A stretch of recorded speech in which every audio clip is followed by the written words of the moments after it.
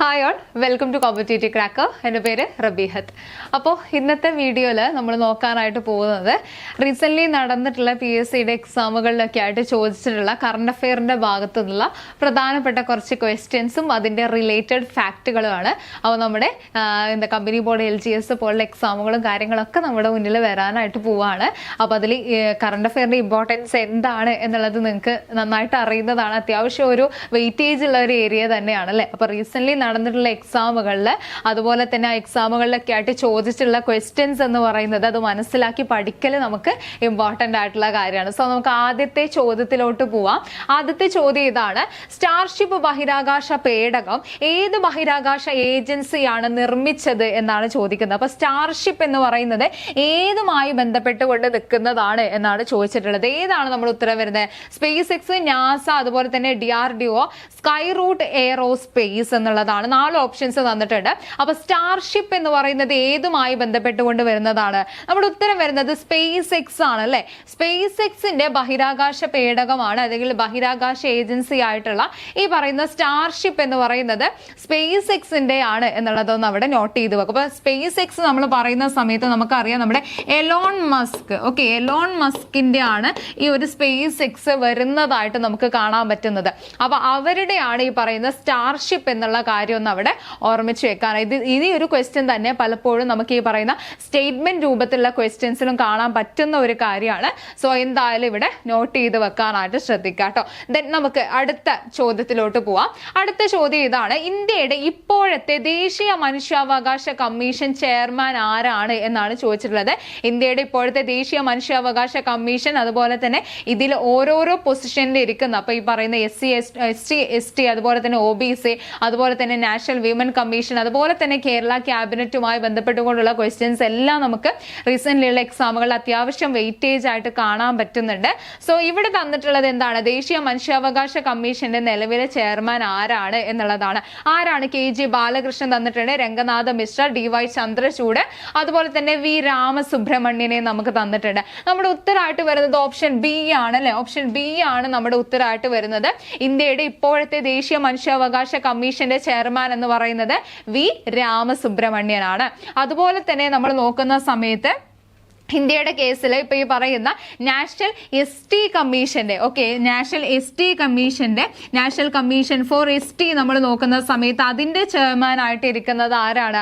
അന്തർ സിംഗ് ആര്യയാണ് എന്നുള്ള കാര്യം കൂടെ അവിടെ ഒന്ന് ഓർമ്മിച്ച് വെക്കുക കേട്ടോ. അന്തർ സിംഗ് ആര്യയാണ് അതിന്റെ നിലവിലെ ചെയർമാൻ, ST കമ്മീഷന്റെ ചെയർമാൻ ആയിട്ട് വരുന്നത്. ഓക്കെ, അതുപോലെ തന്നെ നമ്മുടെ NCSC അതല്ലെങ്കിൽ നമ്മുടെ ഈ പറയുന്ന NCSCയുടെ നമ്മൾ നോക്കുന്ന സമയത്ത് ഷെഡ്യൂൾഡ് കാസ്റ്റിന്റെ നമ്മൾ നോക്കുന്ന സമയത്ത് ഏതാണ് വരുന്നത്? നമ്മുടെ കിഷോർ മക്വാനയാണ് വരുന്നത് എന്നുള്ള കാര്യം കൂടെ അവിടെ പഠിച്ചു വെക്കാം കേട്ടോ. ഇതൊക്കെ എല്ലാം ഇമ്പോർട്ടന്റ് ആയിട്ട് നമുക്ക് എപ്പോഴും ക്വസ്റ്റ്യൻസ് ചോദിക്കുന്ന ഏരിയ ആണ്.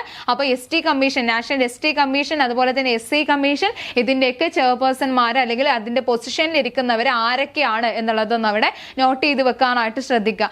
അതുപോലെ തന്നെ ഏറ്റവും ഇമ്പോർട്ടന്റ് ആയിട്ട് വരുന്നതാണ് നമ്മുടെ ഈ പറയുന്ന വിമൺ കമ്മീഷന്റെ, നാഷണൽ വിമൺ കമ്മീഷന്റെ നമ്മൾ നോക്കുന്ന സമയത്ത് നാഷണൽ വിമൺ കമ്മീഷന്റെ ചെയർപേഴ്സണെ നമ്മൾ നോക്കുന്ന സമയത്ത് അത് ആരാണ് വരുന്നത്? വിജയ രഹത്കർ ആണ്.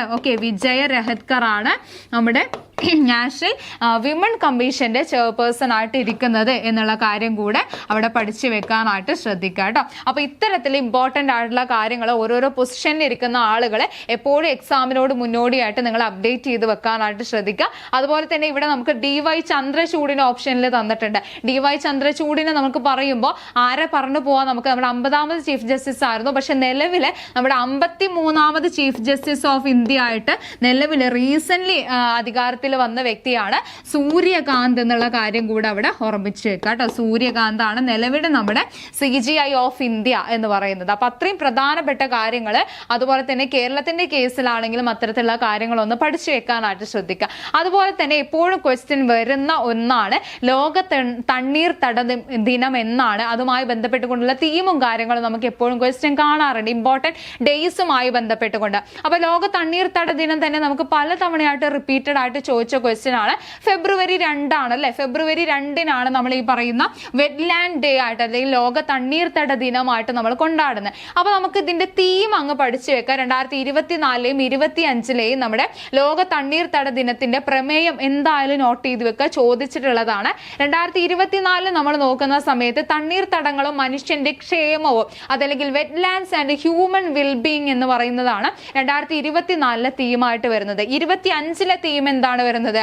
ലോക തണ്ണീർത്തട ദിനത്തിന്റെ തീം 2025 നമ്മൾ നോക്കുമ്പോൾ നമ്മുടെ പൊതുഭാവിക്കായി തണ്ണീർത്തടങ്ങളെ സംരക്ഷിക്കുക, അതല്ലെങ്കിൽ പ്രൊട്ടക്റ്റിംഗ് വെറ്റ്ലാൻഡ് ഫോർ അവർ കോമൺ ഫ്യൂച്ചർ എന്ന് പറയുന്നതാണ് 2025 നമ്മുടെ ലോക തണ്ണീർത്തട ദിനത്തിന്റെ പ്രമേയമായിട്ട് വരുന്നത് എന്നുള്ള കാര്യം കൂടെ അവിടെ പഠിച്ചു വെക്കുക. അപ്പൊ എന്നാണ് ലോക തണ്ണീർത്തട ദിനം, അതിന്റെ പ്രമേയം എന്താണ് എന്നുള്ളത് അവിടെ നോട്ട് ചെയ്ത് വെക്കാനായിട്ട് ശ്രദ്ധിക്കുക. ഓക്കെ, അടുത്ത ചോദ്യം ഇതാണ്. 2025 ഏഷ്യ കപ്പ് ക്രിക്കറ്റിൽ ജേതാക്കളായ ടീം ഏതാണ്, രാജ്യം ഏതാണ് എന്നാണ് ചോദിച്ചിട്ടുള്ളത്. 2025 ഏഷ്യ കപ്പ് എന്ന് പറയുന്നത് നമുക്ക് സെപ്പറേറ്റ് ആയിട്ട് തന്നെ ഒരു ഷോർട്ട് വീഡിയോ ആയിട്ട് നമുക്ക് ചെയ്യാം.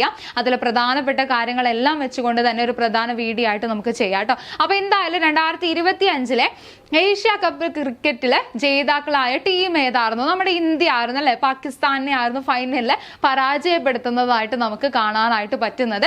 സോ ഏഷ്യ കപ്പുമായി ബന്ധപ്പെട്ടുകൊണ്ടുള്ള ക്വസ്റ്റ്യൻസ് നമുക്ക് ഇനിയും എക്സ്പെക്ട് ചെയ്യാൻ പറ്റുന്ന ചോദ്യങ്ങളാണ്.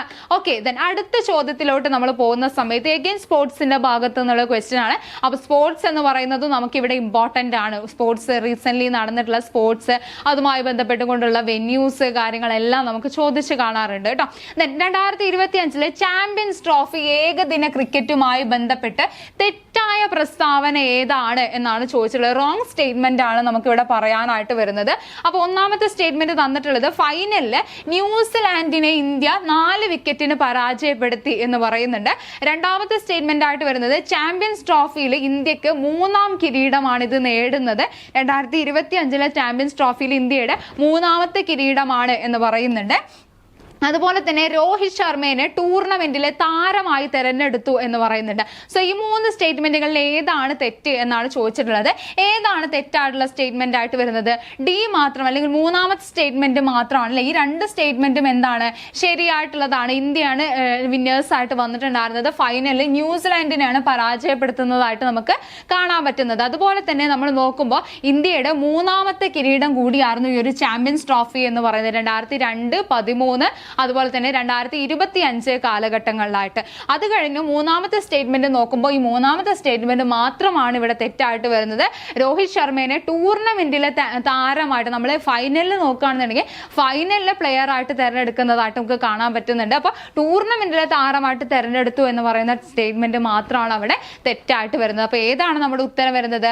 ഓപ്ഷൻ ഡി ആണ് അല്ലെ. 3ാമത്തെ സ്റ്റേറ്റ്മെന്റ് മാത്രമാണ് നമ്മുടെ ഇവിടെ തെറ്റായിട്ടുള്ളത് എന്നുള്ള കാര്യം കൂടെ അവിടെ അങ്ങ് നോട്ട് ചെയ്തു. ഓക്കെ, ദെൻ അടുത്ത ചോദ്യം ഇതാണ്. ഇത് ശരിക്കും CSE റീസെന്റ് നടന്ന ഒരു എക്സാമിൽ ചോദിച്ചൊരു ക്വസ്റ്റ്യൻ ആണ്. എങ്കിലും നമുക്ക് നമ്മുടെ PSCയിൽ നമുക്ക് ഇത് ഇമ്പോർട്ടന്റ് ആയിട്ട് വരുന്നതാണ്. കാരണം 71ാമത് നാഷണൽ ഫിലിം അവാർഡുമായി ബന്ധപ്പെട്ടുകൊണ്ടുള്ള ഒരു ക്വസ്റ്റ്യൻ ആണ്. അപ്പൊ 1ാമത്തെ സ്റ്റേറ്റ്മെന്റ് വരുന്നത് എന്താണ്? ഇതിൽ ഏതാണ് ഇൻകറക്റ്റ് ആയിട്ടുള്ളത് എന്നാണ് നമ്മളോട് ചോദിച്ചിട്ടുള്ളത്. തെറ്റായിട്ടുള്ള പ്രസ്താവനയാണ്. 71ാമത് നാഷണൽ ഫിലിം അവാർഡിലെ ക്വസ്റ്റ്യൻസ് നമുക്ക് ഇനിയും എക്സ്പെക്ട് ചെയ്യാൻ പറ്റുന്നതാണ്, ചോദിച്ചിട്ടുള്ളതാണ്, ഇനിയും നമുക്ക് ചോദിക്കാം. ഓക്കെ, അപ്പൊ ഇതിൽ പ്രധാനപ്പെട്ട കുറെ കാര്യങ്ങൾ നമുക്ക് പഠിക്കാനുണ്ട്. എന്താണ് 1ാമത്തെ സ്റ്റേറ്റ്മെന്റ് വരുന്നത്? 12th fail the Hindi language biographical film directed by Vidhu Vinod Chopra won the best feature film award.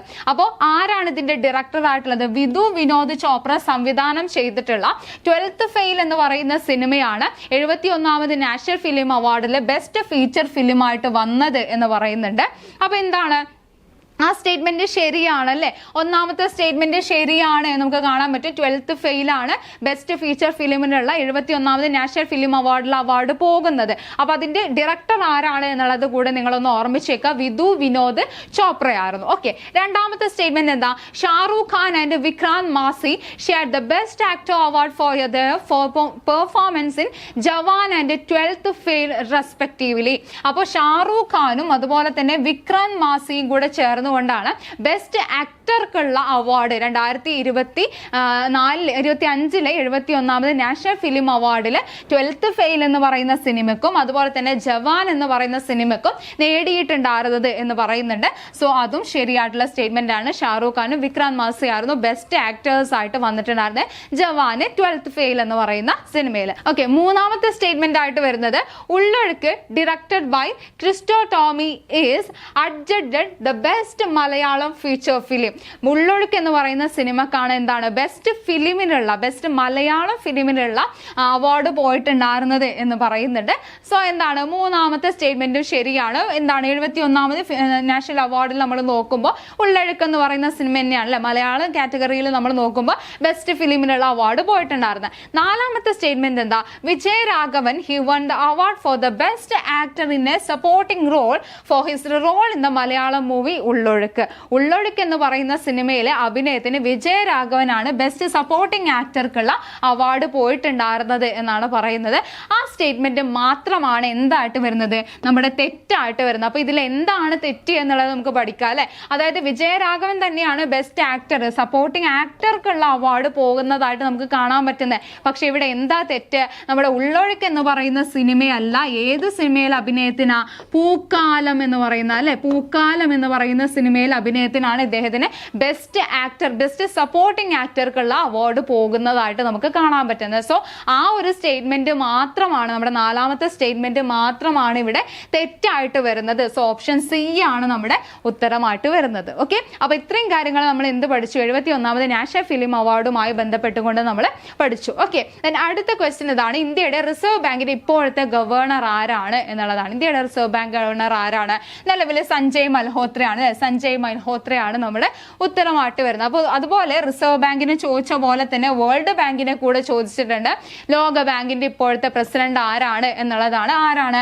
Ajay ബംഗയാണ് അല്ലെ. അജയ് ബംഗയാണ് നമ്മുടെ ലോക ബാങ്കിന്റെ നിലവിലെ പ്രസിഡന്റ് എന്നുള്ള കാര്യം കൂടെ അവിടെ ഒന്ന് ഓർമ്മിച്ച് വെക്കാം. ഒരു കാര്യം നമ്മൾ പറയുമ്പോൾ നമുക്കറിയാം നമ്മുടെ LGS അല്ലെ കമ്പനി ബോർഡ് LGSന്റെ എക്സാമും കാര്യങ്ങളും എല്ലാവരും അപ്ലൈ ചെയ്തിട്ടൊക്കെ ഉണ്ടാവും. പഠനം തുടങ്ങിയിട്ടും കാര്യങ്ങളൊക്കെ ഉണ്ടാവും. അപ്പോൾ എന്താണ് ഇനി കൃത്യമായിട്ട് ഇനിയുള്ള ദിവസങ്ങളിൽ കൃത്യമായിട്ടുള്ള ഒരു സ്റ്റഡി പ്ലാനും അതുപോലെ തന്നെ കാര്യങ്ങളോടൊക്കെ കൂടിയിട്ട് മുന്നോട്ട് പോവുക എന്നുള്ളതാണ് നമ്മുടെ മുന്നിലുള്ള വഴി.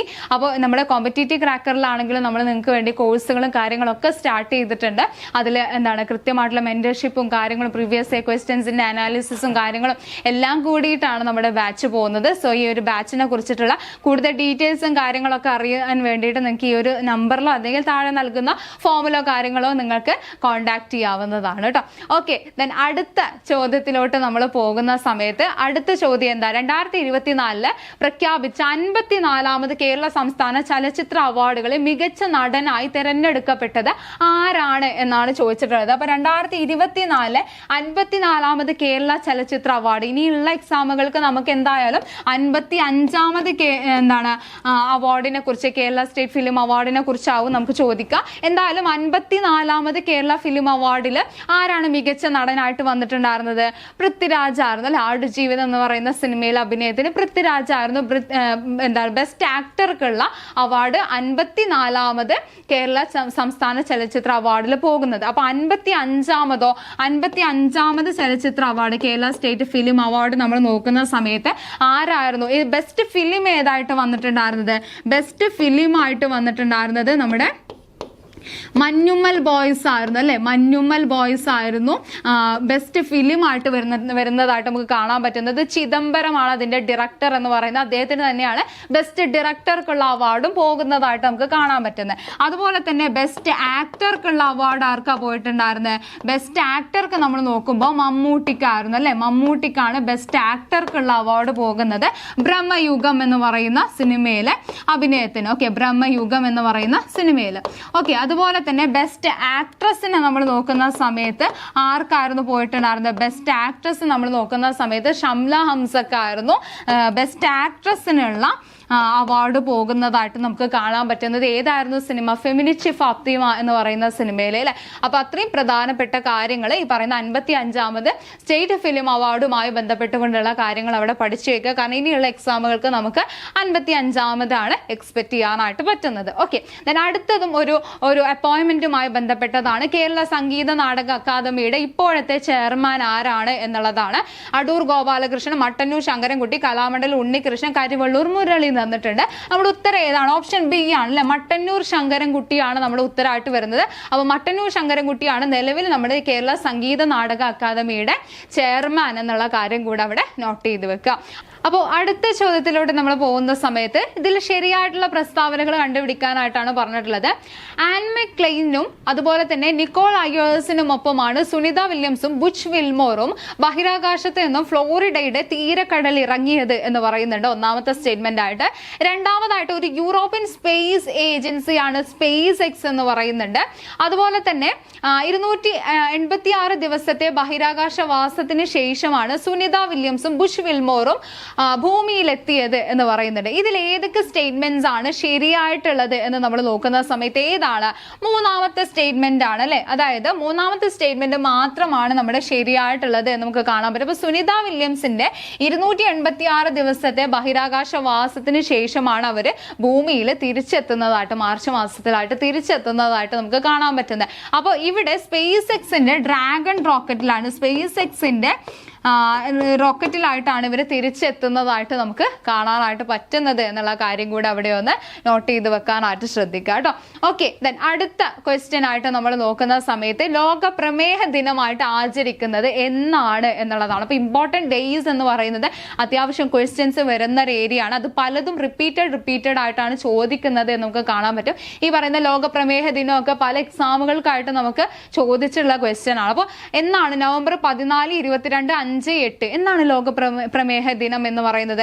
നവംബർ 14 അല്ലെ. നവംബർ 14 നമ്മൾ ലോക പ്രമേഹ ദിനമായിട്ട് കൊണ്ടാടുന്നത്. ഓക്കെ, ദെൻ അടുത്ത ചോദ്യത്തിലോട്ട് വരുന്ന സമയത്ത് നമ്മൾ മുന്നേ നോക്കിയ ഒരു ക്വസ്റ്റ്യൻ തന്നെയാണ് ലോക തണ്ണീർത്തട ദിനം എന്നാണ് എന്നുള്ളതാണ്. അപ്പോൾ അത്യാവശ്യം റിപ്പീറ്റഡ് ആയിട്ട് ചോദിക്കുന്ന ഒരു ക്വസ്റ്റ്യൻ ആണ് ഏത്? ഈ പറയുന്ന ലോക തണ്ണീർത്തട ദിനം എന്ന് പറയുന്നത് ഫെബ്രുവരി 2 നമ്മൾ ഓൾറെഡി പഠിച്ചു കഴിഞ്ഞു.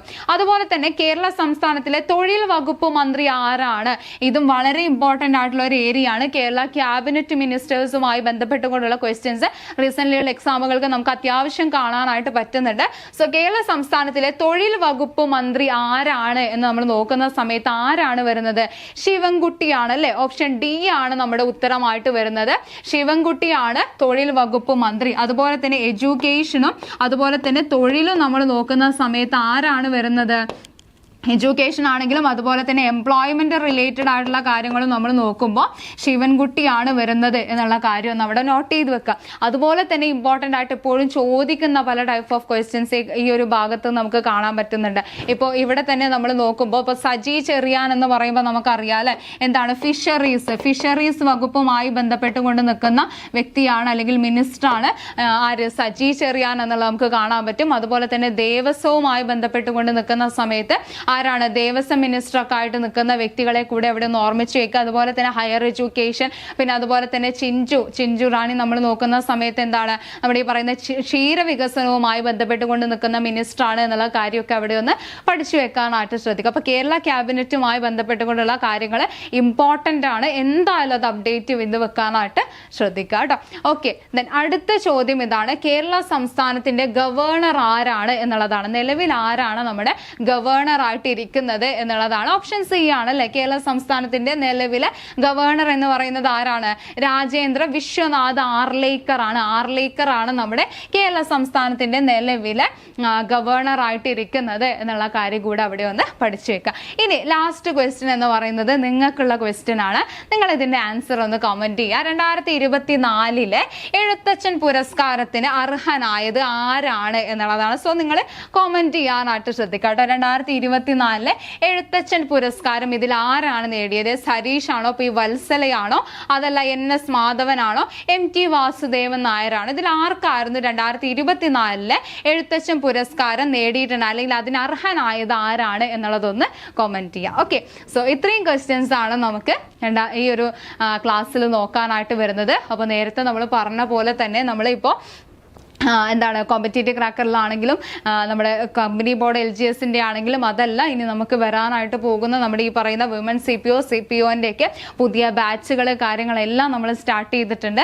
അപ്പോൾ ഇതുപോലെ തന്നെ കൃത്യമായിട്ട് പ്രീവിയസ് ഇയർ ക്വസ്റ്റ്യൻസും കാര്യങ്ങളെല്ലാം അനലൈസ് ചെയ്തുകൊണ്ട് എല്ലാ സബ്ജക്റ്റിന്റെ ഇത്തരത്തിലുള്ള പ്രീവിയസ് ഇയർ ക്വസ്റ്റ്യൻസും കാര്യങ്ങളെല്ലാം അനലൈസ് ചെയ്തുകൊണ്ടുള്ള ക്ലാസ്സുകളും റെക്കോർഡഡ് ലൈവ് ക്ലാസ്സുകളും ഒക്കെയാണ് നമ്മൾ പോകുന്നത്. അതുപോലെ തന്നെ മോക്ക് ടെസ്റ്റുകൾ, പ്രീവിയസ് ഇയർ ക്വസ്റ്റ്യൻസ്, ഇതുപോലെയുള്ള അനാലിസിസ് ക്ലാസ്സുകൾ എല്ലാം നിങ്ങൾക്ക് അതുപോലെ തന്നെ കൃത്യമായിട്ടുള്ള ഒരു ഗൈഡൻസ് അല്ലെങ്കിൽ മെന്റർഷിപ്പ് കാര്യങ്ങളെല്ലാം പ്രൊവൈഡഡ് ആവുന്ന ഒരു ബാച്ചാണ്. സോ ഈ ബാച്ചിനെ കുറിച്ചിട്ടുള്ള കൂടുതൽ ഡീറ്റെയിൽസ് നിങ്ങൾക്ക് അറിയുന്നതിനായിട്ട് ഈ ഒരു നമ്പറിലോ അതല്ലെങ്കിൽ എന്താണ് താഴെ നമ്മൾ ഫോം കാര്യങ്ങൾ പ്രൊവൈഡ് ചെയ്യാം, അതിലോ നിങ്ങൾക്ക് ജോയിൻ ചെയ്യാവുന്നതാണ്. അതുപോലെ തന്നെ നമ്മുടെ ഈ പറയുന്ന കറണ്ട് അഫെയറിന്റെ ആണെങ്കിലും നമ്മുടെ ഫ്രീ ടെലഗ്രാം ഗ്രൂപ്പ് നമുക്ക് അവൈലബിൾ ആണ്. അതായത് ഫ്രീ ടെലഗ്രാം ഗ്രൂപ്പ് നമ്മൾ പറയുന്ന സമയത്ത് എന്താണ് അതിൽ കൃത്യമായിട്ട് അപ്ഡേറ്റ്സുകൾ ഇപ്പോൾ നമ്മൾ നോക്കുന്ന സമയത്ത് എന്താണ് ഡെയിലി കറണ്ട് അഫെയർസിന്റെ അപ്ഡേഷൻസ്, അതായത് ന്യൂസ് പേപ്പേഴ്സിന്റെ കട്ടിങ്സ് കാര്യങ്ങളെല്ലാം വെച്ചുകൊണ്ടും അതുപോലെ തന്നെ പോളുകളുമായി ബന്ധപ്പെട്ടുകൊണ്ടും ഓരോ ദിവസത്തെയും കറണ്ട് അഫെയർസിന്റെ അപ്ഡേഷൻസ് കാര്യങ്ങൾ നമ്മൾ അതിൽ പ്രൊവൈഡ് ചെയ്യാറുണ്ട്. സോ അതിൽ നിങ്ങൾക്ക് ജോയിൻ ചെയ്യാവുന്നതാണ്. അതിന്റെ ലിങ്കും കാര്യങ്ങളൊക്കെ നമ്മൾ താഴെ പ്രൊവൈഡ് ചെയ്യാം. സോ ഈ ഒരു ബാച്ചിനെ കുറിച്ചും കാര്യങ്ങൾക്കൊക്കെ നിങ്ങൾക്ക് ഡീറ്റെയിൽസ് അറിയുന്നതിനായിട്ട് എന്ത് ക്വറീസും കാര്യങ്ങളുണ്ടെങ്കിലും നിങ്ങൾക്ക് കോൺടാക്ട് ചെയ്യാവുന്നതാണ്. സോ നിങ്ങൾക്ക് വീഡിയോ ക്ലിയർ ആയി എന്ന് വിചാരിക്കുന്നു. എന്തെങ്കിലും തരത്തിലുള്ള ഡൗട്ട്സോ കാര്യങ്ങളോ ഉണ്ടെന്നുണ്ടെങ്കിൽ താഴെ കമന്റ് ചെയ്യുക. അതുപോലെ തന്നെ നമ്മൾ ചോദിച്ച ചോദ്യത്തിനുള്ള ഉത്തരവും കമന്റ് ചെയ്യാനായിട്ട് ശ്രദ്ധിക്കുക. Thank you.